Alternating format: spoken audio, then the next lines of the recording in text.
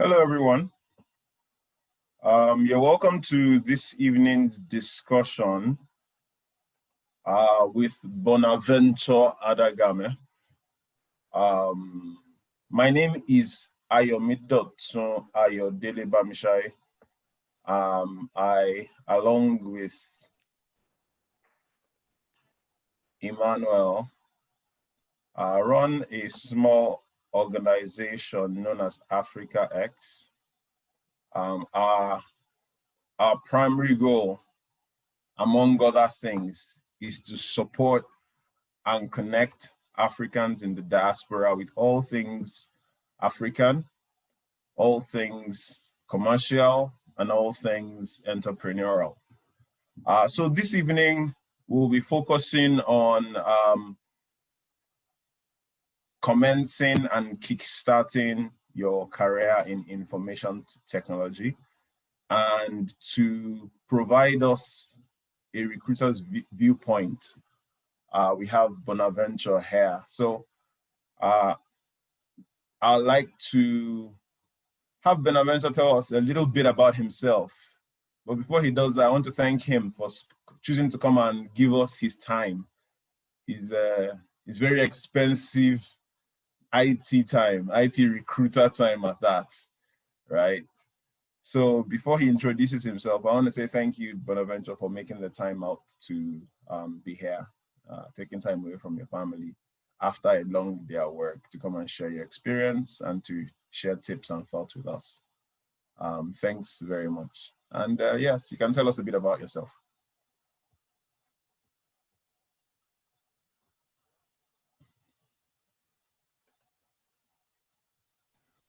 Okay, cool. I'm good now. Great. Okay, so hi, my name is Bonaventure Adagame. I guess some of the folks here probably have met before. Everybody knows me as Bona, is a short form. The other name is a mouthful. So, I started off my career as a telecoms engineer with Motorola, and after about maybe 4 to 5 years in Motorola, I moved on to join Nokia Siemens in Morocco.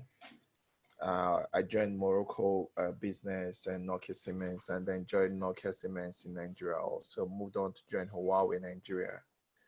I think I was there for about 7 years, maybe a little bit less, and then I moved on to join. Move over to Canada.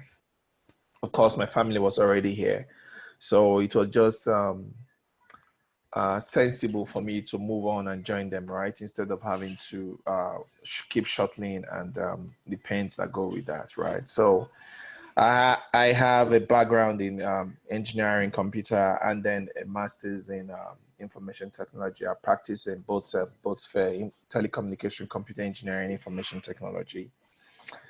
And over time, I have found that I'm able to build my own team myself than having to depend on the company to build my team for me. In most companies I've worked for, especially in Huawei, I was able to build my team myself. And so that developed the ability or that skill in me having to be a recruiter, right? So I became a resource manager for 4 other countries, I'll be 5 in Nigeria. And then somehow I've grown And so when I moved into Canada, when I came to Canada, it was just normal for me to go into that sphere of business, to be a recruiter or an employment specialist within the IT sphere, instead of having to go into only instead of going general, I decided to go into IT, as it were. So I've worked in some major companies here in Canada, doing recruitment for Western Canada.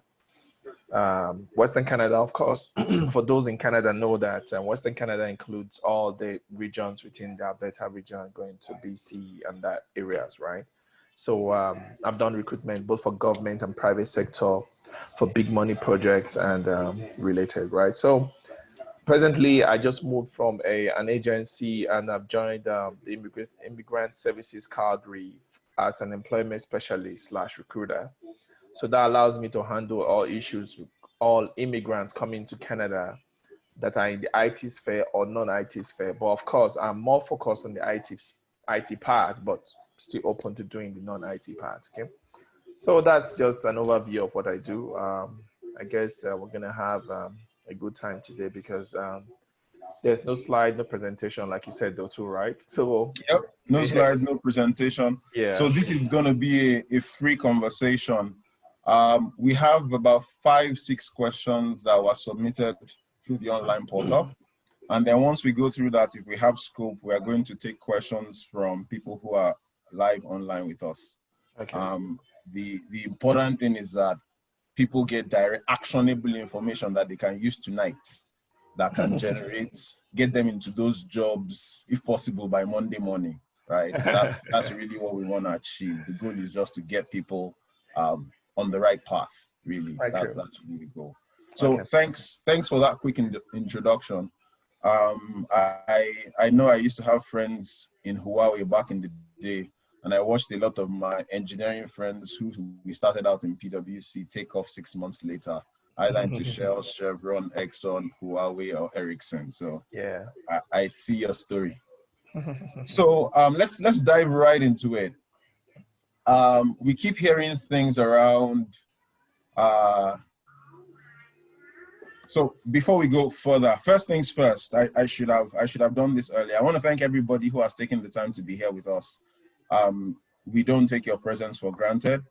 All 20 people who are present, who have chosen to spend their time here, thank you. We appreciate you. And the hope is that we're able to deliver extreme value to you in this conversation. So thanks once again for coming. And yeah, probably maybe around the 30-40 minute mark, we'll be taking live questions, and you'll be raising hands at that time to ask questions. So going right into it, the Canadian work culture, we've heard so much about this. Canadian experience, what does that mean? What is, I don't know, you are the recruiter, you're the one that can tell us, but you know what it is, right? So they say Canadian work culture, Canadian experience, Canadian work experience. What is it? What does it mean? And how does it translate in the IT space? Okay. So I'm just trying to look through everybody attending, and I want to be sure that I'm speaking to only people that are probably from our side of the globe. And it looks like that was from Western Africa and stuff like that. So I'm going to try to be as I'm going to try as much as possible to bring this home as possible, right? Try to make it as detailed as possible. So let's see this. In Canada, when they say Canadian experience, it is true that when you come from a foreign country, you come into another country, you don't know the workplace culture of that place. It's true. Whether you've worked in multinationals, you've worked in America, you've worked in the UK, you've worked in Israel, anywhere in the world, you come into a new environment, you are a new person. So they have to take time to retrain you to understand their kind of environment. Now, when they say environment, they are not talking about whether whether it's snowing today or it's not snowing tomorrow. That's not what they're talking about. But do you understand the kind of jokes I will make in the office? Will you understand my kind of English? when I speak the kind of English I speak. So Canadians are very, very susceptible. Okay, so the first discussion you hear Canadians speak is, or first anything they'll bring up is weather, because the weather can go from 0 to 360 right on you, right in front of you. It can go like that. But for a man like me who came from Nigeria, you're talking about weather. I already know that if it's sunny, it's sunny. If it's raining, it's raining. There's no difference. I don't want to talk about the weather. It's already too tough. I want to have 3 square meals on my table. I don't want to talk about weather. But guess what? Somebody will talk about pussycat. Someone will talk about his dog. Someone will talk about something that is really not related to the job. And then you're saying, okay, so I'll give you an example. Somebody, you're talking about your son or your daughter being ill. And someone said, oh, no. You say, how many kids do you have? Oh, I have one. Okay, what about you? Oh, no, I don't have any. I have a dog. You might just be pissed off. Like I'm talking about my child, they're talking about a dog, like a dog is supposed to be a child. You get the point? Yeah. So for some people, it might piss them off. For some people, it's okay. Yeah, they treat their animal like a dog. So I'll tell you a personal example.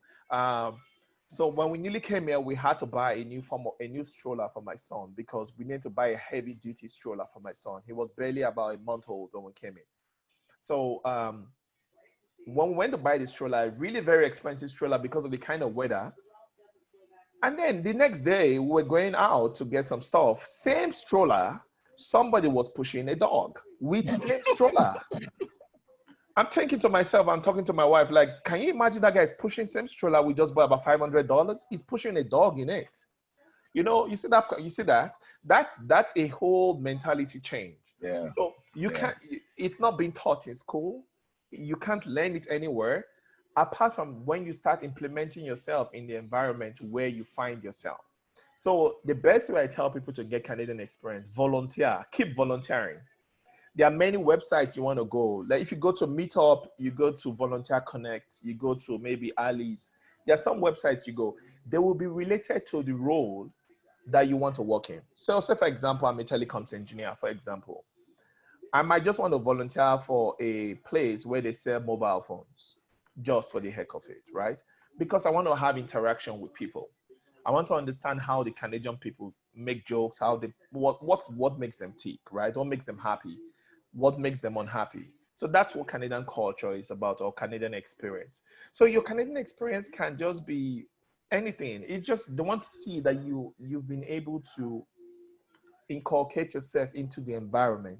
So when most people from Africa come, they look for Africans to go around with. So you are living in an environment only Africans. Those are the people you relate with. How are you going to mix with other? How are you going to mix with other culture? Because I can tell you for fact, close to 80% of Canadians are immigrants. Even the PM, if you go back and trace very well, he's an immigrant. Yes. So there are lots of people like that, right? So you want to be able to mix very well. So when you come in, a job might not be what you will get immediately, but volunteer, keep volunteering. Do that job that probably doesn't, really, match with your profile, but just get it done. Do something, 2 months, 3 months, move on to the next one. That's what the experience is about. It's not because that they want you to go to school, have a degree. Again, you go to school, they might see it as an experience also. Recruiters probably see it as experience.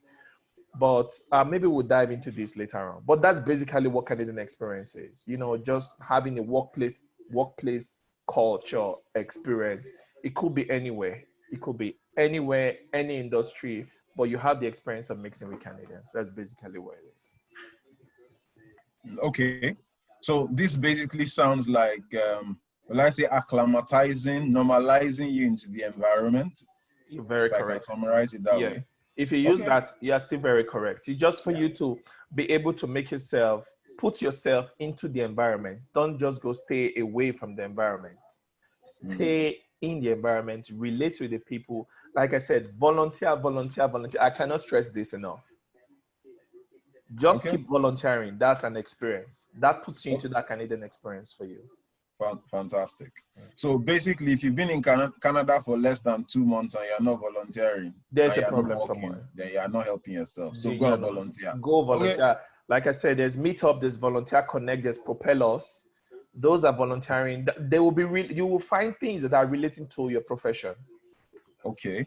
So Meetup, which other website did you mention? There's Meetup, I know Meetup, that's like an open yes, social, yeah, professional kind of gathering thing. Okay, which exactly. other ones? There's Volunteer Connect. Volunteer Connect, okay. Yeah, and there's Then there's Propellers. Propellers. Yeah, Propellers. It's one Okay. word. Propellers. Okay. It's one word. So You can go there instead and of look for. propeller, ER, Propellers, Yeah, US. US. Yes, Okay, exactly. Propellers. Okay, Yeah. okay. So you can. So those are places where you can find volunteering opportunities. Exactly. Exactly. Fantastic, fantastic. So you are starting to say something about formal education and certifications. Okay. Let's just take that right on.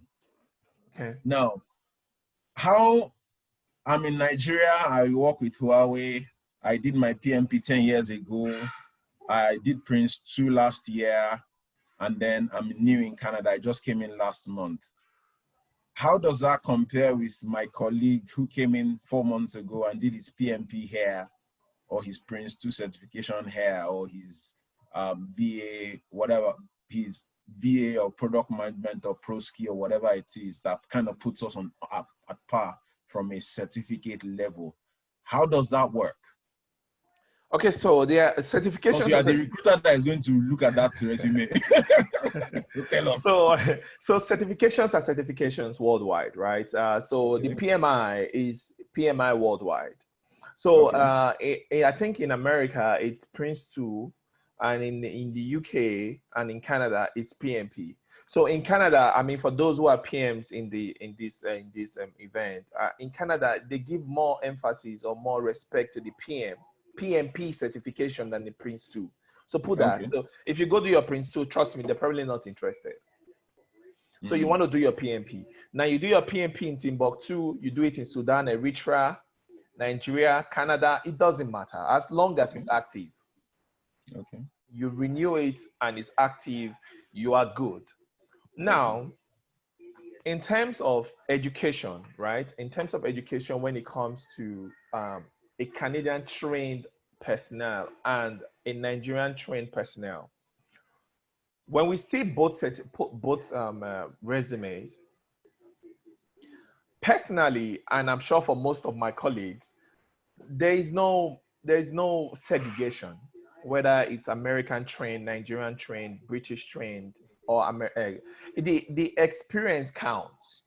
Because what a recruiter is looking for is the experience, the certifications, because some recruiting managers will want to see that experience, that certification that you have, because it goes a lot to say you are CCIS or CCIA, and then I say I know how to do security, but you're not certified. There is a huge difference when you are certified and I'm not certified. That shows that you give extra work to be an authority in your field, and I'm not giving that extra work.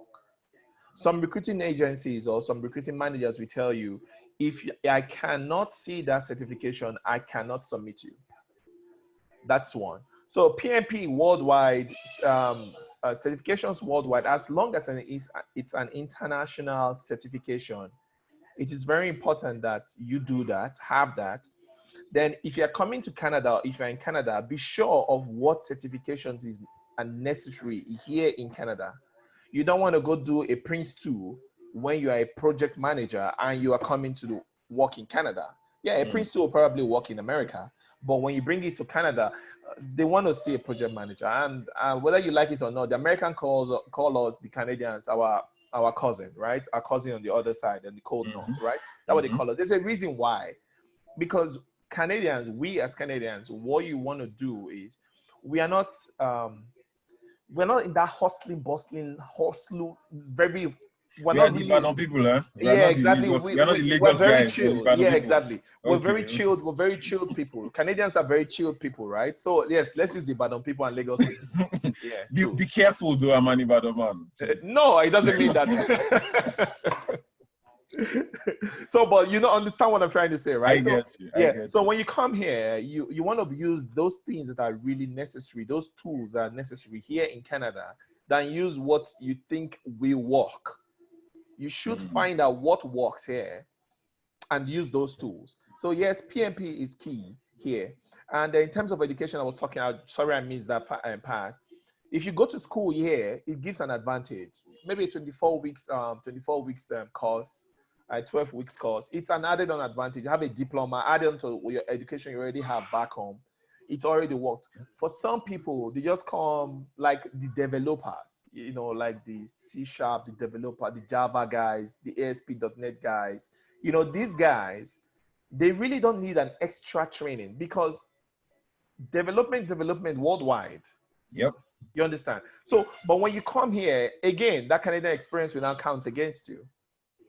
So, but people like us as recruiters, what we now try to do is we try to let the recruiting agents, the recruiting managers or the companies know that as an IT person, you are not meant to be a social person.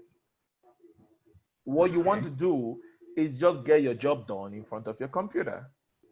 Yeah, the CompTIA guys, the A+ guys, those guys that fix hardware, frames and stuff, those ones want to be social people because you will meet people. If you are a help desk person, you want to have those social skills. They have to show in your resume. If they don't show, they become, because you're going to meet people, right? So if you don't have those skills to show, then it becomes a problem. So yeah, the PMP worldwide is same thing. It's a certification is certification worldwide, as long as it has no counterpart. If it has a counterpart, then find out which one works in Canada. That is the one you should go for. Okay. So if I'm hearing you loud and clear, in that project management space, yes, right? The certification to go for is PMP. Oh yeah, End sure. of story. Sure. PMP That's all you need. PMP and its parents and grandparents. Yes, PMP, exactly. PFMP, PGMP, Relating to it. Or all those PG. things. I have this friend. He works with a song called Yodun. He's one of the few guys that are PGMs. Oh, nice. He is big deal in Sonko. I doubt it will let him go. Even And I have a PGM. Oh. Well, then you should. I mean, Senevos is looking for PGM, so go apply to Senevos. Okay, fantastic. At least go now apply I to know Senevos. So for this kind of companies, they want a program manager, somebody who can handle other PMs. They'll give them that portfolio. Suncor, Enbridge, those are the kind of companies, right, that looking for these PGMs. Because the thing is, you want somebody who is mentally strong. Yeah. Not just knowing it on paper, you're mentally able to get the job done. Yeah. Now, if they don't know if you've done anything like that, imagine you come from Africa and then they give you a $400 million budget. I mean, they're going to be worried. So you want to work your way. Yeah, you want to work your way. You want to work your way up. I would tell even the young, the PMs that come in, senior PMs or mid-level PMs, start as a project coordinator. You have a PM, but you're a project coordinator. You're working your way up. Okay. You price yourself gently within that level. Find out from what pricing this. If you go to Alice, ALIS, you find out how much PMs are supposed to earn, or what's your role, whatever role you want to apply for, C# or developers, as the case may be. Just business analyst, any role you want, you will see how much you're supposed to be earning. Price it within that range and maybe a little bit lower if you just come into the country. And then obviously it's going to be, I'm sure everybody's going to, get settled for sure anyway. So nice. So I think where I'm going next now is PM, project management space, PMP.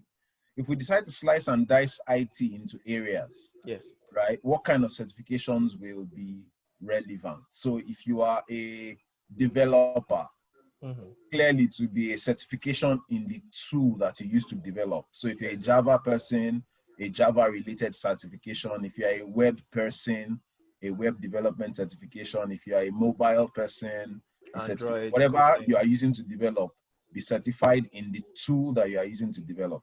Exactly. Right? So for example, if we're talking about networks and hardware and all that stuff, what kind of certifications are standard, are expected in Canada? Okay, so like I said, what you want to do for every network person, every hardware person, just as like I said, PM and Prince 2 are competitors. Yes. So you want to find out which one has more sway in Canada, which is PM. Now, CCIE, CCNA, Okay, OCA, those are Cisco certifications, right? yeah, OCA, there's Oracle, OCP, Java developer. Those ones, it's worldwide. There is no counterpart for it. There is no counterpart for CCIE. There's no counterpart Okay. for CCNA. So Okay. it's what works in Nigeria is same thing that works in Canada. It's same thing that works in America. Same thing that works in the UK. So, but when there is a counterpart, when there is an option to it, there's an option like we actually, for example, PMP and Prince 2. Find out which one works in Canada. And in Canada, you have only PMP.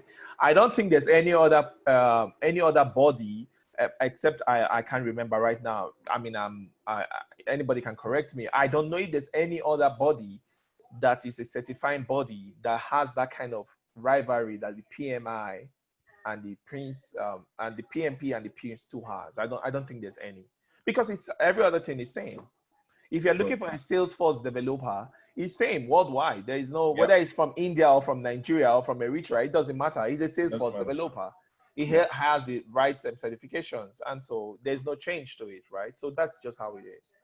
Just be sure that you want to check which one works in Canada, and that's the one you should go for if you don't already have it. Okay. So where I was going with that, I was trying to stylishly answer, see if I could get to a question. Now, somebody was asking, CompuShare Project Plus and Network Plus, are they sought after here?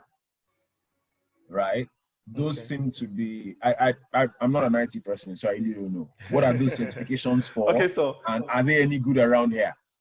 So yeah, I think you're talking about the CompTIA, Project Plus, and these are all what's it called? All hardware related certifications, right? Maybe if you want to install a server, you want to connect networks, cables, and stuff like that. Those are certifications that you have. Now, are they big deal in Canada? They're a big deal everywhere in the world. It's not just Canada, right? I will tell you personally from a role I was trying to recruit for a place called. Is it? I don't know if it's somewhere very, very, very, very. Iqaluit. I don't know if it's Iqaluit. I'm within that area, right? We were trying to recruit. Up north. Yeah, we're trying to up north. Yeah, it was up north though, and we were trying to recruit somebody who has CompTIA experience. You don't have to be very experienced because nobody wants to go there. Yeah.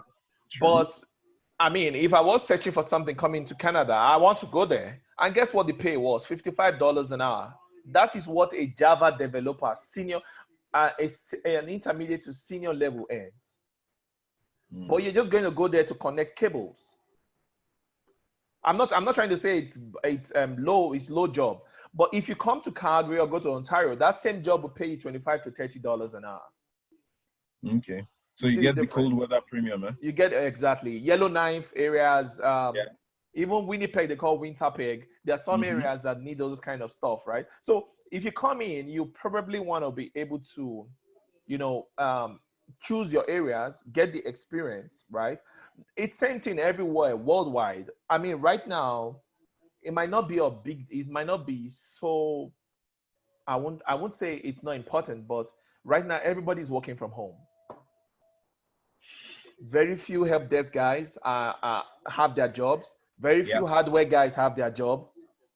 In my office presently, right now, half of the help desk guys have gone. We only have the two team leads, and then just one more other guy that is supporting. Because everybody's working from home, they're doing nothing. I configured my computer myself. I just resumed. Everything was done by myself. This is normally what I just give to the IT guys. Go fix and bring it back for me. But now they are not. So these are normally the job the CompTIA guys we do. But if that is the flair, the area this person wants to go, that's fine. Just look for your niche. Look for your niche and be an authority in that niche. Get the right certifications and get to work. And when you come to Canada, look for those roles that are relating to your experience. And there are lots of jobs, really. I think there are jobs in Canada. Except, I like where you have gone now, but I'm going to take it a step further. Okay. Because the fact is, you are pointing at the fact that the world is changing. right? So if you're a hardware person, you know, it may not be a very long-term, long-lead career option with the way the world is going right now. True. So with cloud computing, I'm an accountant. I personally right now, I'm running the books of like 20 companies on a cloud basis. Everybody can access their books and records from any device, anywhere in the world at any time with an email address and the right password. End of story. Yep. So how does somebody who is currently skilled with hardware transit in that changing world? So I'm asking this specifically because we have that question, right? I know the person didn't ask that, but I think that's just the next level in answering that question. What are your thoughts? So personally, I think everybody has to relearn. Everybody has to, you have to relearn what you know. You know, I think there's a saying that says the present day illiterate man will be the man who refuses to unlearn what he used to know and learn new stuff. Yeah, that will be the present day illiterate. There was a time the CompTIA guys or the hardware guys were doing easily $10,000 a month, easily worldwide. But now you have to struggle as a hardware guy to even make 4,000 a month. You have to really struggle. So the world has totally changed. I mean, I don't need to say this. You already know that. Everybody has gone cloud. You talked about being an accountant. I have an accountant friend who is at home right now. I don't think the money he makes now is mad. But this is the same person who was searching for contracts or searching for clients some time ago. But now he's at home, he doesn't need to go anywhere. So the kind of job I do now, before now, we need to have people come to the office, right, to talk to us. But now, and then we used to need to talk to them, beg them to come in, instead of having to talk to them over Skype, Zoom, whatever. But now I'm booked back to back, hour to hour. Guess why? Because they're all at home. If you know very well, the Zoom, there are two kinds of Zoom, you know, right? If you go to the NASDAQ, there are two Zooms. There's the Zoom that we use, and there's another Zoom that's an IT company. The Zoom that was an IT company, which is different from this meeting we use, skyrocketed like crazy because people thought it was this Zoom. Yeah. People thought it was this Zoom. And then they had to halt their sales so that this guy could actually pick, because people were thinking of buying these shares. This is same Zoom that was almost bankrupt before this pandemic. Right? So you see the point. So you need to start I have a friend who is actually, he does help desk. That's what he does right now. But he's going into security, IT security right now. I spoke to him about 2 weeks ago. He's going into IT security, and he's talking to his manager, who doesn't even know have so much experience in IT security, that he wants to move to another department that has to do with IT security. That is him retraining and rethinking. So you need to start rethinking. For that guy, of course, you know, it's going to take a while, but you already have the IT skills, right? So find out the closest part of IT infrastructure. Somebody who is in CompTIA, who does CompTIA hardware, can move into IT infrastructure. That's a direct part. That's a direct part and seamless. You understand me? It's just seamless. You've been IT hardware and stuff. Just move into IT infrastructure and you become useful, because the cloud, we also need somewhere to. You need somebody to deploy. Someone destroy. Needs to test, hack, exactly. as the case may be. So you need those parts. So fantastic. Some jobs will be obsolete for sure. Some jobs will be obsolete. Okay. Now I'm getting questions from people, and they're asking, what's the possibility of them being able to secure positions before arrival? Is this a thing? Is it a possibility? Is it impossible? Okay. What's the percentage possibility, if it's possible? Okay, so I'll tell you. The first things first, the first question is, do you have a PR? If you have a PR and you're about to land, out of 10, I'll tell you have 4 to 5 Okay. out of 10, 10 being the best. 10 position. Okay. Yeah, there's a 50-50 chance Yes, that you might or you might not. That's if you have a PR, if you have a Okay. PR, if you have a PR, okay, or a work permit. That's a 50-50 chance. And why I say 50-50, maybe 45, if you don't have a Canadian number, telephone line. So if you look at the time now, it's 7:34. If you check this time right now, it's early morning, like maybe 2 p.m. 2:34 a.m. in Nigeria. In Nigeria. So if a recruiter picks up his phone right now and calls you, will you pick up the phone? No, you won't. No. You won't. So if he calls you at 3 o'clock his time, then you calculate the time. You're in traffic in Lagos. You won't be able to handle an interview. You see the point? Yeah. So that becomes the challenge because in agencies, you have to understand that recruiters, they are that part that bridges that ATS. So an ATS is an application tracking system software that removes the 1 million people, that sieve only 10 people out of 1 million for a specific role. Yeah. Now it's those roles, what the recruiter will do is so that you don't have to pass through that ATS. So you have to give him a matching resume. That is the job of a recruiter. And to see the talent in you that you don't even see, that is the job of the recruiter. Help you build that resume to ensure that, oh, well, when he puts you out there in front of the recruiting manager, you stand a good chance. So some recruiters will run you through your paces. Like, give me the resume I want before I can submit you. Now, if you don't have a PR, you are not in Canada, and you want a job in Canada. If a Canadian company gives you a job, what that Canadian company has told the Canadian immigration and the Canadian government is that they are not doing enough to bring in the right talent to Canada. And now that's a slap on IRCC.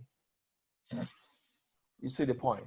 That is why, I'm sorry to use the word, you almost will not get a job in Canada if you don't have a PR, a work permit, or not living in Canada. Don't even go stress yourself. Go work on your PNP, your PN, your provisional nomination, your express entry. Go do your IELTS and work it. Work the pace. Trust me, coming to Canada is not, you know this. It's not beanstalk. It's not like you just wake up in the morning and move to Canada. You need lots of money to even settle.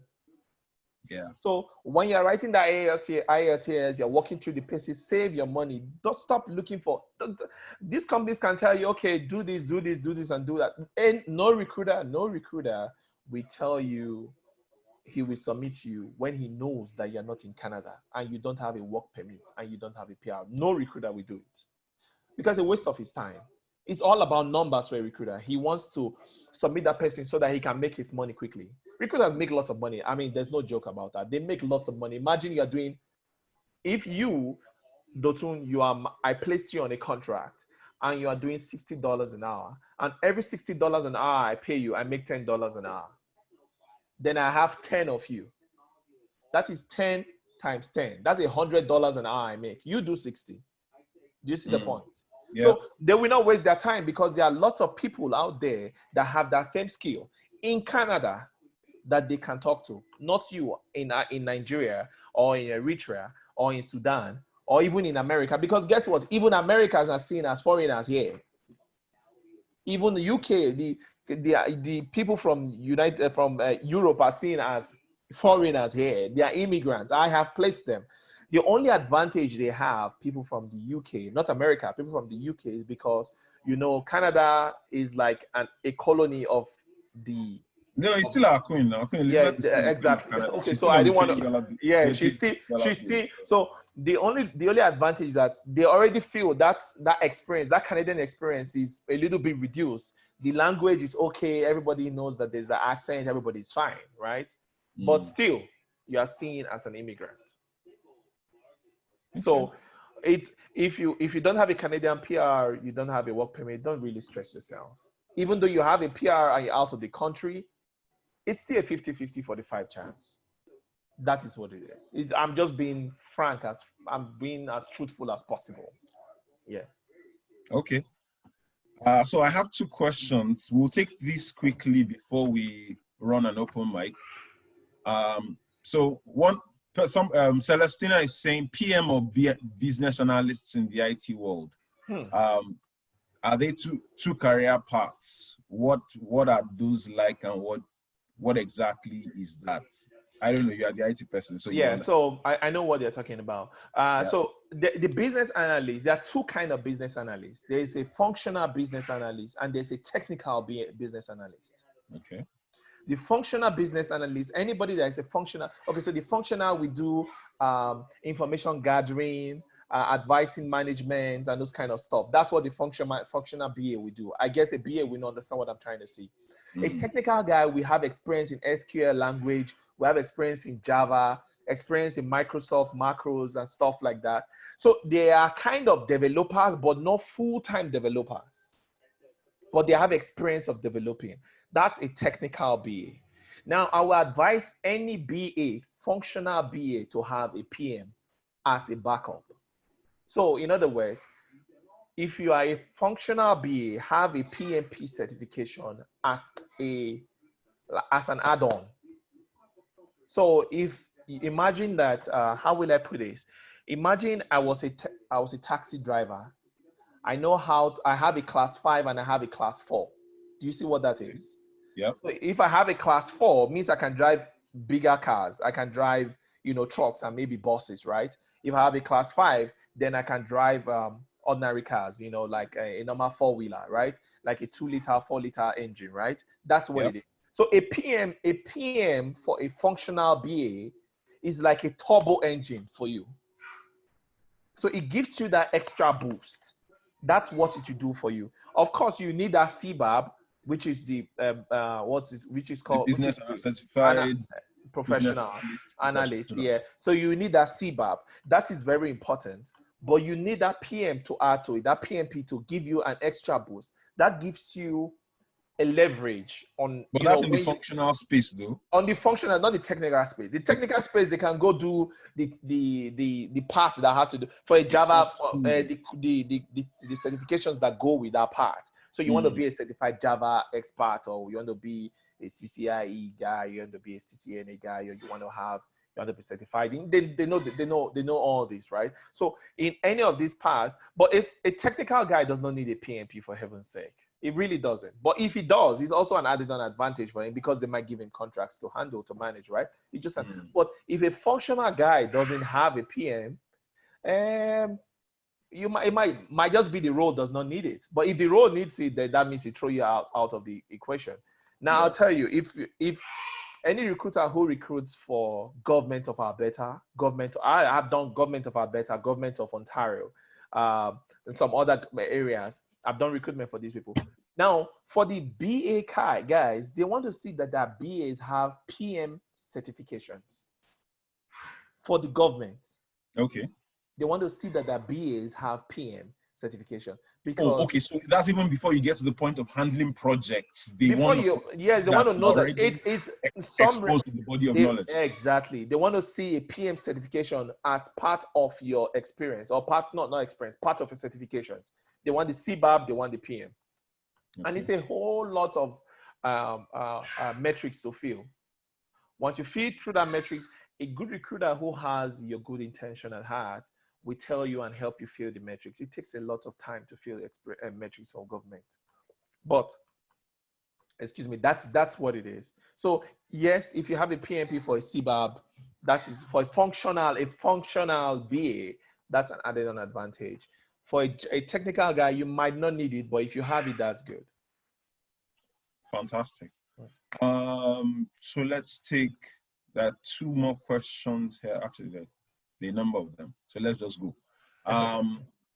Somebody wants to transit from being a technical telco person into a recruiter role, just like you've done in the past. What's the pathway? How does it work? You need to have some form of experience in recruitment. You need to have some form of experience. Then, even though you have that experience, maybe as a resource manager, Maybe you've managed a team. Maybe you recruited for a team before, no matter how small the team is. Then two pathways. You might decide to go back to school when you come to Canada. So you want to go do maybe a recruitment, or I would say recruitment. So there's a difference between a recruiter and a HR person. Okay. A HR professional is somebody who's taking care of payrolls, who's taking care of welfare and all those kind of stuff, right? A recruiter makes money from placing you in a job. It places you in puts you in a contract for somebody because a company needs you. So he looks for your technical skills. So for somebody who is in telco, wants to wants to move into recruitment space, it is very possible because somehow you're going to be channeled into that IT recruitment business. You cannot go and recruit medical doctors. You cannot recruit teachers. You cannot. So you want to look at that IT recruitment space. You are way different from a HR person. So there is certification for HRs, for recruiters, they're called RPRs. So you want to have the Rpr certification, which is for recruitment. For those guys that are HRs, they want to do the CPHR, yeah, that's what it's called. You want to have that. But like I said, if you've shown an engineer all through and your resume does not speak any form of recruitment, then it's going to be a 50-50 chance. Again, recruiters are salespeople. They are salespeople. Yeah, they are salespeople. So you need to add some element of sales in your resume when you are doing that. You need to say because you're going to sell. Because I don't look at this. I'll give you a typical example. Say I'm recruiting an account manager, right, for a company, and I come to meet you, and I pick up the phone. Hey, hi, Dotu. My name is Bona. I'm calling from Finney Taylor. Are you available at this time? I have this role. Blah blah blah blah blah blah blah. Okay, I drop the call. Okay, Dotun, hi. My name is Bona. I just found out your resume. I just found your profile on LinkedIn, and I'm recruiting for a client of mine. What would be the best time to talk to you? Tell me, who will you go with? The calmer guy. The calmer guy. So you need to know how to talk to your people, how to the people you call. Then a recruiting agent company, let's say for example, let's use Cenovus as an example. Cenovus is looking for an account manager, and they gave me a bill of $70 an hour to recruit this person. So, and when I'm giving that $70 is all I can bill per hour for you, right? When I come to meet you, I tell you, instead of bargaining, because I have to make a margin on you, right? I have to make a margin on you. So I tell you $60 so that I can make $10, right? Another person comes to tell you $50 so that he can make 20 for same role. Who will you go with? 60. No, how about? 60 for same role, same responsibility. So, but guess what? Some people you will still go. You might go with that guy that has 50. You know why? You might, if the person talks to you in a way that you understand. One. Number two, if the person is somebody who you can trust. Okay. Yep. Definitely. Who you can trust. That kind of, when I moved from agencies to agencies, I was moving with my contractors sometimes. When I tell them I'm moving, they're like, Bona, that is it. I'm like, you have a 1-year contract. I don't care. I'll pay my 1 month in lieu. And I'm moving to the next company you give me a contract for. I have somebody in City of Calgary. I placed him there in City of Calgary. And I told him like, I want you to stay here for 1 year and I'll move you to any other company you want to move to. And that was when I was in another company. And then when I moved, he called me. He just lives close by to me. And he goes, Bona, you moved? I said, yes. He said, okay, so my 1 year is not done, but I'm ready to move. When is the next deal? I'm laughing. I'm like, Venu, you can't move. You have a 1 year contract. He said, don't worry, I'm paying that 1 year. I'll pay in lieu of notice 1 year, but just give me another deal. I just gave him another deal right now. Just before I moved, about 1 month ago. I just gave him a deal before I moved. Wow. But he told me and found out I moved just 1 month after placing him. He's pissed off also. But the guy, that's a rapport. You understand what I mean? This guy is an Indian. He's not even a Nigerian. Yeah. He's an Indian. So a relationship. Because he knows that even though I'm making $5 on him, I'm telling the exact truth, how it is. and I know exactly what the client reads. So that relationship between you and your contractor or you and your recruiter is very key. You want to see recruiters who are very humane, right? So that's So it. That's it. So if I'm talking to this particular person now, would it make sense for me to go and find a recruiter to volunteer with? Oh yeah. That's So that's a good step. that's a fantastic spot. So I tell you, I have somebody right now who is in these shoes. So it just came to my head. He's right now in these shoes. When he came here, he originally was a telco guy. He moved into business sales. So he was selling he was selling telco equipment. So you understand what I mean? Business sales. Sales. Large OEM equipment. Yeah, exactly. So he moved into sales. And when he came here, we had the quick chat and I told him, what do you want to do? He says he wants to move into recruitment. I'm like, well, that's not so bad. But it's a whole lot of bullshit because right now you don't have any form of experience in recruitment. And I said, okay, why don't we do this? Why don't you volunteer? Guess what? He volunteered.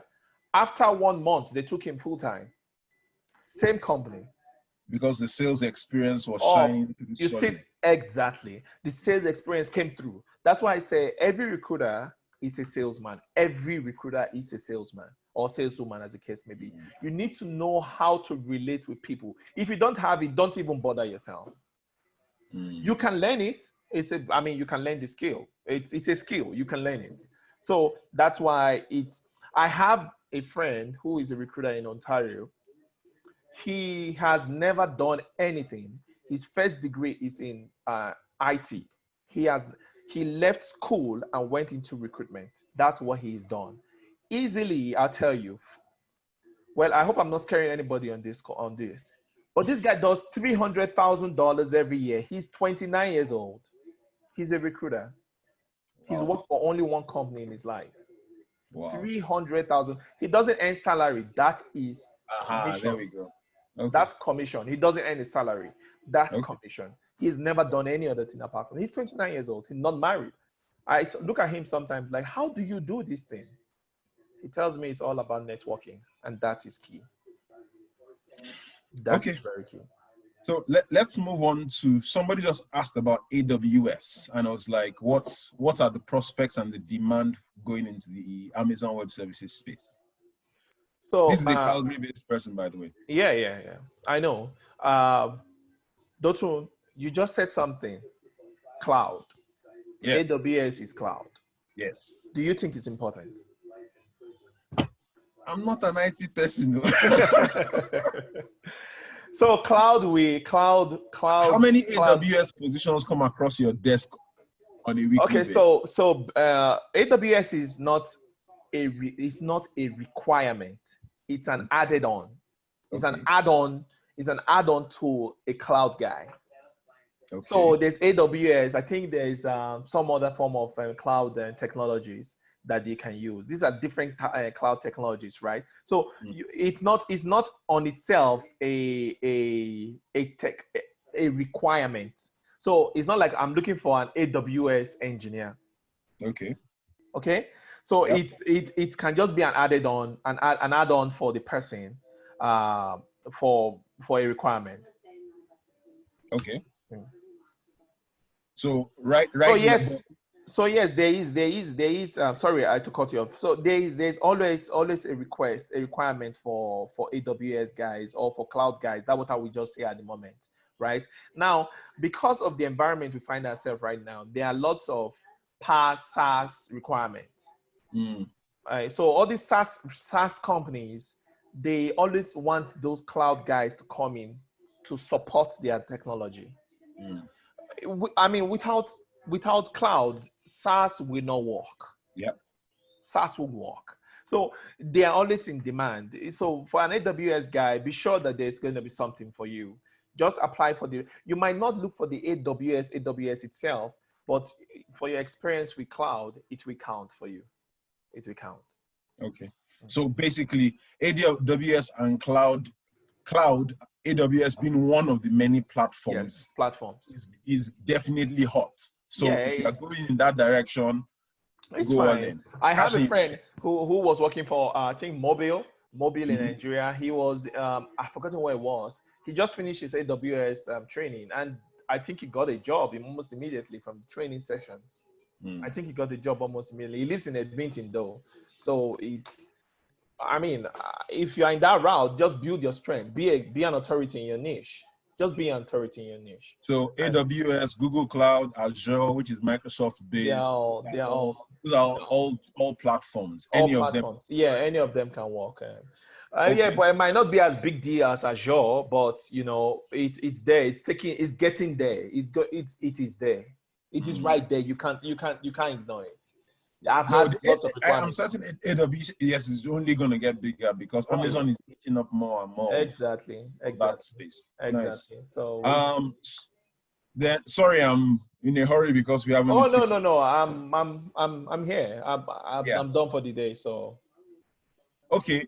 Let me ask everybody, do you mind if we go over by maybe 5 or 10 minutes just to be able to take questions? If you are fine with that, can you just raise your hand so that I get a sense of the room and how we feel about the conversation? I don't want us to, I'm seeing 2 hands right now, 2 hands and 1 yes out of 32. Sounds like okay. So let's keep going. Let's keep going. Yeah. So somebody's asking about the demand for the professional Scrum Master certification. How does that work? Okay, so Scrum Master has always been here and there. It's like, you know, sometimes there's that huge demand for Scrum, Agile coach, and those kind of stuff. It's that 50-50. Sometimes there's a requirement, sometimes there's not. But in Calgary, there has not been a very huge demand for Scrum. So the Scrum guys have usually, the demand for Scrum has always, for now, has been within that deep west. So like maybe the Manitoba area, the Saskatchewan area, you know, that's where BC, that's where we're seeing lots of requirements for Scrum. And then, of course, they are a dime a dozen. That's why they are very plenty. Just like PMP, everybody almost, PMP certification is everywhere, right? So it's almost like that in Ontario. So there's a requirement for them, but I would advise that if you are Scrum certified, again, BAs, PMs be Scrum certified. It's an add-on for you. Okay, so let me get this straight. BAs, PMs, we are talking about a lot of add-ons now. Yes. What will be the core path? What will be the tree that all these other things are branches on? PM. Does that make sense? PM and BA. Okay. So the requirements. The foundation. Yes. PM takes you to the manager level. Yes. Yes. And you can now add any other thing around it. Add Prince 2. Yes. But all this in the functional. So let me give you let me try to break this down. If you are a business analyst and you're on the functional side, get Scrum, get PMP to add on. Yes. If you are a project manager can be in telco space, can be in healthcare, can be anywhere. Can be not-for-profits. It can be not-for-profit, right? It could be anything. If you have ability to become a Scrum coach, an Agile coach, or a Scrum guy, add on to it. Okay, just add it, and then build the core of what you know you are. If you're a PM, build the core of PM. If you're a BA, build the core of BA and add any other thing to it. Yeah, that's just what it is. Okay. That at least that makes it clear. Yeah, you can't have everything. It's almost impossible to have everything. I'll tell you, I have one guy, he's a Chinese guy. If you're looking for Java, it's in his resume. If you're looking for C#, it's in his resume. If you look for ASP.NET, it's in his resume. Everything is in his resume. I'm shocked, for heaven's sake. What is your core? None. So I'm always afraid to recruit him. And guess what?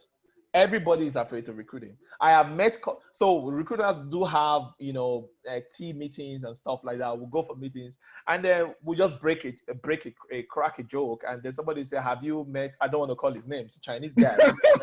They say, have you met him? I'm like, no. I'm like, yes, I've met him. Like, so you know him too. Why have you not placed him? That guy is jack of all trades, he knows nothing. Oh.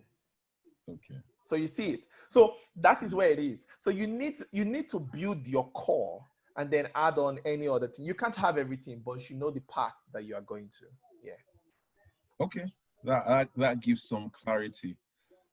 So right now we're just going to take 2 questions from within the room. So let's see. Let's lower this hand. So 2 questions. The first 2 hands that I can see up, I would like to hear your question. Kemi, certification is good for data analysis. Which certification is good for data analysts? Okay, so it depends on what kind of data analyst that you are. So I'll tell you, there are some people that are called business intelligence guys, BI guys. BI guys are also data analysts too. There is no real certifications for these people. Like I don't know all certifications off my head, but I can tell you that when you go online, you search for the certifications that might be necessary for you. They can always come back to you and just talk with me. When you can send this to me, I can always find this out for them. I don't know all certifications, but I can tell you for a data analyst, there's really no certifications I want to see as a recruiter. I just want to see your experience in this part of being a data analyst. Now, if you tell me you're a BI guy and you don't know SQL, there's a big problem there. Yes. You see the problem. Because everything is based on SQL. Power BI. There's no Tableau. No Tableau. Then I have a problem with you. There's no certification for Tableau. There's no certification for SQL. Yeah. There's no certification for Power BI. But if I can't see these things in your resume, if I don't see these things in your resume, then there's a problem. So as a data analyst, you might just not have a certification to go to, but you have those certifications that are related to your role, that those special skills that you have. For example, if I say I'm a database engineer and I don't have even Oracle, there's a big problem. You understand? You may have spent the last 20 years. 20 years. Implementations. And there's, you see the point. So you need to show these things so that we know, as a recruiter, we know that you have the experience. If you don't have the certifications, then you have the experience to show. But in that situation, you might just be lucky that the company is not requiring certifications. The recruiter will let you know that we are not looking for certifications, we are looking for experience. If you're looking for certifications, then you are at a loss. That's why I said for every role, even as a medical doctor, there are some certifications you're supposed to have. Every occupation has a certification that you can fall back to. That is general, that is a blanket that you're supposed to have, right? As a recruiter, I need the RPR. If I don't have it, then I need to show experience that I have done this over a specific number of years. That will be the edge for me. Okay, fantastic. So do you mind me sharing your contacts with the attendees of this event after we are done? Okay, that will be a big challenge. That will be a big challenge. But I can tell you one thing you can do is you can always get the questions, send them back. The reason is this.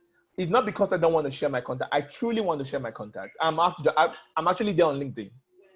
Okay, good. So everybody can find you on LinkedIn. Everybody, same name is what you find on LinkedIn. There's no extra to it.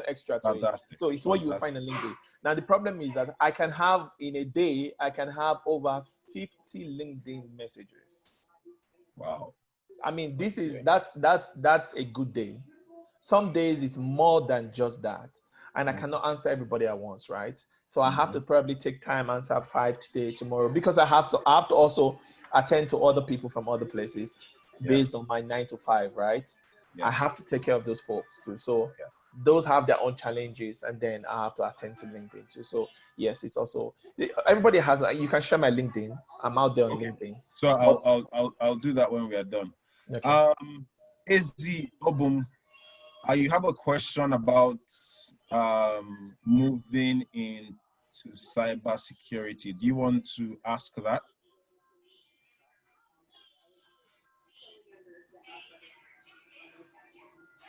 Ezzy, are you there? Ezzy, are you there? Yes, I am. Okay, go ahead and ask your question. Okay, I just wanted to find out, like, if you want to make a transition into cybersecurity, so like what certification exactly would a recruiter be looking for, like, what to focus on? I don't know if it's, I relevant. understand what you're talking about. So, so for a cybersecurity, have you been working as a cybersecurity expert? Have you? Is she still there? Hello? Okay, so let me just answer the question I'm the here. way. Sorry, I was trying to unmute myself. So No, no, I haven't worked in cybersecurity, it's internal okay. audit. So I'm just thinking, like, if you want to make a move into cybersecurity. Okay, cool. So now I will tell you, if you want to make a move from internal audit into cybersecurity, I will advise that you have the basics of the certifications you need to have over in cybersecurity. Right off my head, I can't think of anyone, but I know that in cybersecurity, I think that's CCIE is what is that, security or networking? I think that should be networking. I think I I'm think not. Yeah, CCI is networking. That's networking, but CISSP. That's what I'm looking for. That is security. Yeah. Yes. So you want to have something like that to back up your claim, or back up your claim to fame when it comes to comes to security, right? Um, Mhm. because the reason is this: you are moving from internal audit to cybersecurity. Let me tell you, there are lots of people in that sphere, in that business, in that idea, in that sphere of business. So if you just want to jump in, you want to jump in at a very, very low level, right? Now, why will you want to go there if you don't have any form of backing at all that you can have? You want to have some form of certification. CISSP is not so bad. I think there is another one or two that form of certifications that you can have when it comes to security. But again, this is not so hard to find. You just go online, look for the security certifications. Take anyone, you can challenge anyone you want to challenge and get it done, right? You have that on your resume and it speaks for you, right? Um, the good news is that these certifications for security don't have counterparts. So in other words, you don't have another certification that is like this, that is, trying to, like PMP and Prince 2, right? That's just trying to put into perspective.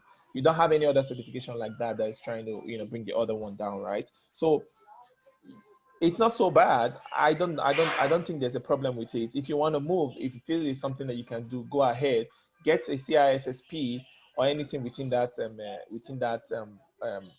range of certifications, and then plug into it. But don't expect to go in and go in at the topmost level. Go in and go in small, and then you work your way up, up, up, and up. fantastic. Abiola, you have a question.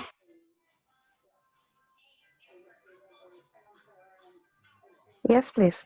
Can you Go hear ahead. me? Yes, I Loud can. and clear. Good morning. Good morning, everyone. Okay. Where are So, you? my Lagos, Nigeria. Oh, okay, That's why man. I You say need good you need morning. an award. Yeah, now you To be right fast. awake. To be awake at this time, that's really key. That's good. Go Yeah. ahead, I'm listening. Okay. So my question is, how does this getting to have a recruiter or getting to meet with a recruiter, how does it work? I know that, okay, for most jobs that I apply for, I look for the jobs myself, could be on LinkedIn jobs or any other job platform, and I have direct contact with probably the company or the hiring manager. But where sometimes recruiters do contact, but they are not as much as the ones that I've applied for. So my question is, how does it work? Like, okay, is it that recruiters like you reach out to people and then that relationship is formed and then you can now go on to say, okay, for every X amount I make, I'm making this of you and stuff like that? Okay, so Did you get that? yeah, I got your question. So this kind of a question is something that probably will take a long time to answer. But what I mean long time, if I want to break it step by step, it's going to take too much time. So I'm going to give you as brief and as smart and as quick as possible, right? So first things first, when you see a role on LinkedIn or you see a role on what's it called, on Indeed, that either it's being posted by the company or by a recruitment and company agency. If it's a recruitment agency, you submit for the role, the resume goes directly to the recruiter. If you are submitting to the company, it goes directly to the ATS. If it goes to the ATS and you don't have those specific skills that they're looking for, specific keywords that they're looking for, you will not cross the ATS. That becomes a problem. So you can apply for 10 jobs, 15 jobs in a day.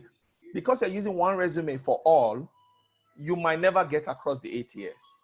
You understand? So for every role, you have to build a resume that will speak to that role. Now, I probably would have loved to say something here, but this is being recorded, so I cannot say it. Dotu, I'm sorry. Because it's an internal working tool for me and for my company. If I gave you that tool, you will easily be able to gauge your resume and that role and know exactly where you lack in that role. But I will tell you for free, be sure that every role you are submitting a resume for, it speaks that role. Now, that is you submitting for the ATS. Now, for me, walking to the part of a recruiter, what the recruiter will do for you is making sure that they probably must have seen some stuff in your resume. Say, for example, we're talking about, I think Azzy was the last person we spoke about just now. She wants to be a cybersecurity person, and she has a CISSP on her resume. That alone might just be that thing that caught the attention of the recruiter. The recruiter will contact you and ask you, okay, we have this role, and this is what the client wants. This is what the client wants to achieve. What have you done? Then you tell them what you've done. Maybe that was not showing in your resume. The recruiter will tell you, go put this in your resume and then send it back to me, right? Now, that communication you have with the recruiter, how quickly you respond to the recruiter, how urgent how malleable you are to the changes the recruiter wants you to have on your resume will be the basis of the relationship you have with that recruiter. Trust me, that recruiter wants to submit you. He wants to make money or she wants to make money. That is the truth. They want to make money, so they want to submit you. But if the resume doesn't match, then they can't submit you. So that is the basis of that recruitment. I have met many people that they will tell me, Bona, I am not changing that resume. If you're going to submit it, submit it. And I'm thinking, I want to help you get a job. And you're telling me you're not going to change it. How is that going to work? Okay, I tell you, okay, send me this resume tomorrow morning. And you send it to me 5 days later.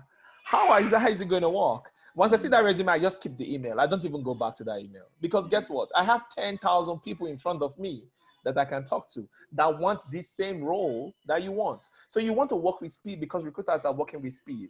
So for that role that you're applying for, trust me, many companies are recruiting for that role.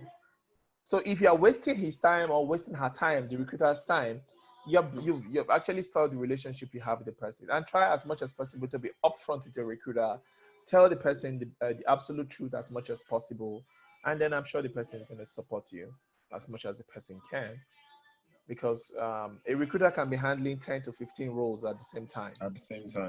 Yeah. So we try most time when we go for team meetings, recruiters meetings. I try to, not just me, many recruiters say it, that try as much as possible to respond back to your candidates. If they don't make it through the process, let them know.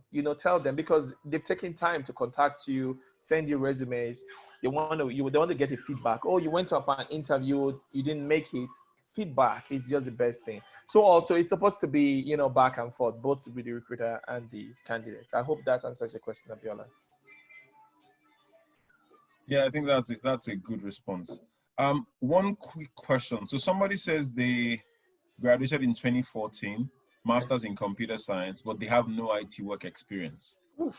And they're trying to get back in, and they've just finished the Rpr A+ certification, and they've not been able to secure employment. What would be your thoughts in terms of being able to move into the IT space? If the person is in Canada, if the person is in Canada, go and volunteer. Go volunteer or go do an internship.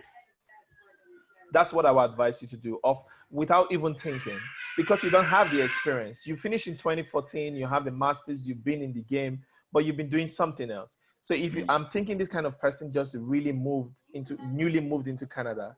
So you're probably maybe one of those directors, maybe you're a big guy in Nigeria as the case may be, but you come into a new world and you have to start afresh. Volunteer, volunteer, volunteer, volunteer. I will keep on saying this. Volunteer, or you go do an internship. And I'll tell everybody right now on this call that if you're in Canada and you're not getting a job and you want to go back to school, go do a course that will give you internship. So if they say the course is 24 weeks, make sure out of that 24 weeks, you have 8 weeks of internship. That is Canadian experience. That is Canadian experience. It will count for you. Put it in your resume. Let it be like a contract. It will count. So don't ever go to any course that will not give you internship, that will not give you a form of attachment in any form to another company. That's why you're paying the $15,000 to $20,000, $25,000 for school fees that you've taken from the government grant loan. Make it count. Go volunteer. That's what I'll tell this person. Go volunteer and do an internship. So thank you very much for bringing that up, Bona. I want to just repeat what you had said earlier. In terms of mentorship for volunteering, look at meetups, look at Volunteer Connect. Volunteer Connect. Yeah, look at Propellus. Yes. Those are all places that you can secure volunteer opportunities. Thank you, Abiola, for copying and pasting that again. I really appreciate that. So our last question tonight will come from Kemi, whose hand has been up for quite a while. So let's just take that. Hi, good evening. Evening. She's in Canada. Okay. Yes. Hi, Bob. Thanks for the information. So what I wanted to ask is for people that don't have IT background at all and you want to go into IT, which is better to start with? Do you do a BA or a PMP? So I'll give an example. I'm into management consulting, right? Okay. But I don't have any certification. For Canada, would you advise I do a BA first or do a PMP first? Which one comes first, or which one would you advise based on your experience? Which one should one do first, to be able to at least get a job? But you said you are into management consulting, right? Yes, but I didn't do PMP at the time. So I'm just asking. So do you do for Canada? I hear some people have said business analyst is better to do in Canada. Some have said it's PMP. So which is correct or which is preferred? Okay. And which is better to do first?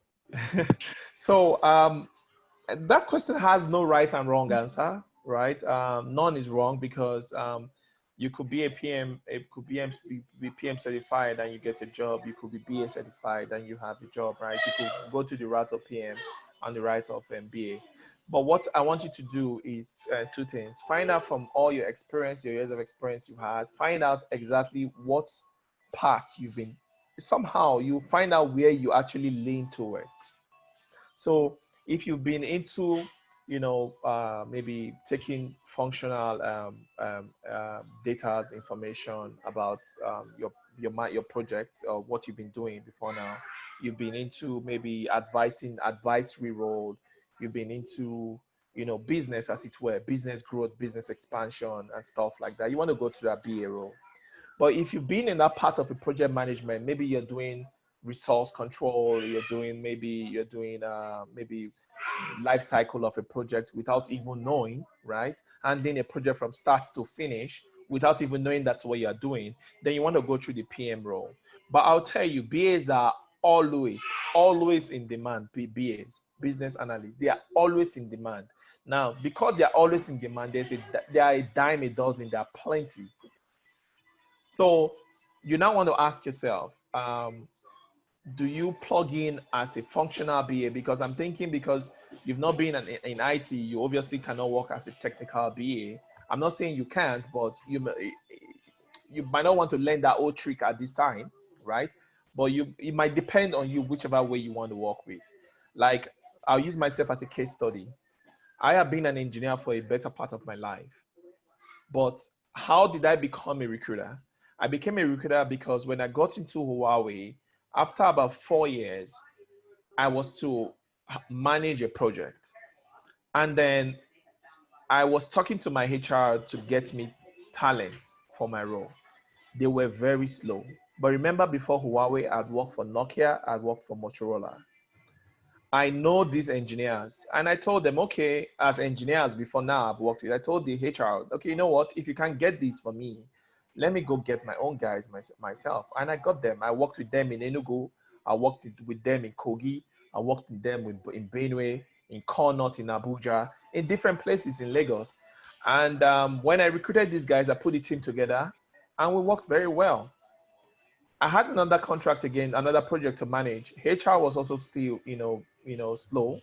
I recruited again. And then my director called me one day, Bona, why don't you come to Lagos? We have a project. We want technical guys. We know the HR is over-labeled.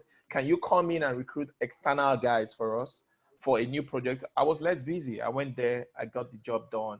And then they created a whole new department called Resource Management Outsourcing. And that's how I got stuck with just come and help us. And I was there for another 4 years. So typically you can see I went into recruitment because I had experience in telecommunication. I had experience in IT, but I was doing some form of recruitment, somehow bringing my team, organizing my team, bringing my team together. So it was just practically okay for me to come into Canada. So I'll tell you, when I came into Canada, I had to, when I was looking for my first job, I worked for Canadian Tire. I was selling credit cards. That was my Canadian experience. I was selling credit cards. I needed to understand how the Canadian environment, people, how they behave. That was what I did. And then after that, I got 2 job offers. Guess what? One as a recruiter, one as an engineer. 2 job offers. I had to choose then, which route do I follow? Do I go to become an engineer consistently and keep traveling? My baby was still very young. My wife, I didn't want to leave my wife and be traveling to British Columbia. I'm traveling to Nunavut and those places and leave my wife. I mean, I had a fresh wife. So I was thinking about it like, man, I had to stay back. So that's what happened, right? So I moved into recruitment. So you have to look at your profile, look at your skills and tell me which one, and tell yourself which one will work for you. As a PM, you can and will be successful. As a BA, you can and will be successful. There's a huge demand for PM, there's a huge demand for BAs. But that extra skill is what makes you different. That extra skill. So if you are a BA and has a PM, like I said, it's an add-on for you and you can be successful with that. You're muted, Dotun. I didn't realize I hadn't unmuted myself. Wow, okay. So I think this has been a very last question. Yep. Minimum duration for Canadian experience in one sentence. Give yourself 3 months. 3 months. Fantastic. Yeah. So on that note, I want to first of all thank everyone who has taken the time to spend the last hour and a half with us. I think this has been a fantastic learning opportunity. Even I have relearned some of the things I thought I knew that I started to forget, particularly on the relationship management side and the business side of things, which is where my focus is these days. And then I also want to thank Bona for making the time to do this. This has been very enlightening for me. I appreciate you a lot. I know we just met, but the person who connected us is somebody that is very dear to me. Yeah. And as usual, his recommendation has come out like A++. So thank you for the time. Thank you for the information. Thank you for the clarity. And we will take that conversation that you didn't want to share. You will take it offline so that I can put a final email to everybody after this event. So what will be for next steps? What's going to be happening is that we are going to put up this recording on our YouTube channel so that anybody who registered and was not able to make it is able to watch this later. Then I'll also share Bona's LinkedIn profile there. So anybody who wants to find him can find him on LinkedIn. If you send him a LinkedIn message and he doesn't respond for 5 days, don't be angry. It's because the messages are plenty. Plenty. We'll get to you eventually. Yeah, so then I also want to thank my co-conspirator, Emmanuel, who is trying to hide in the shadows. Emmanuel, do you want to say something?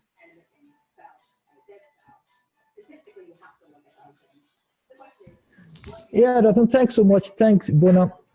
I just want to thank everyone again for tonight.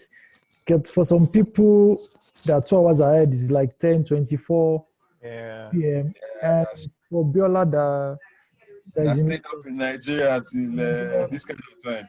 Yeah, I want to thank you for the time. So like Dotun said, the video is going to be on our YouTube channel and we're going to share it maybe via email to everybody that register for this event. Yeah. So once again, Bona, thanks so much. You're Really welcome. appreciate this kind of gesture. Over to you, Dotun. Thank you. So there will be an email that you will get. It will have the link to the video. It will have some other information. And in future, as we host other events like this, we will also invite you. The intention is that we continue to share valuable, useful information, actionable information that will help us make our lives better and improve our lot in Canada. So thank you to everyone who has come. Thank you once again, Bona. And yes, do enjoy the rest of your evening. Thank you so much. Bye.